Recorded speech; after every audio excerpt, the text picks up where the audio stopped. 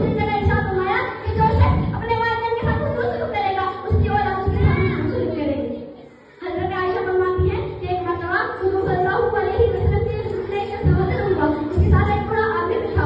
आपने फरमाया ये बूढ़ा आदमी कौन है? उस शख्स ने फरमाया ये मेरे अब्बा जान है, ये मेरे आपने फरमाया उसके आगे मत चलना, तस्मीर से पहले ना करना, दुकान में ना छोड़ना। बुढ़ापे में अगर वालिदैन को कोई बात ना नवाज गुजरे तो उनसे कैसे मुश्किल की जाए? कुरान कहता है वकुल्लहु कौलन सरीहा, उनसे खूब अदब से बात करना, नरम लहजे में बात करना, अच्छी बात करना, ताकि तमाम दुनिया के रिश्तों में सबसे बड़ा दर्जा वालिदैन का होता है। अल्लाह और उसके रसूल की इताअत के बाद माँ बाप की इताअत का हुक्म दिया गया है। ईद अपनी बुलाकर सुलाया हमको, आंसू अपने गिराकर हंसाया हमको। ईद अपनी बुलाकर सुलाया हमको, आंसू अपने गिराकर हंसाया हमको।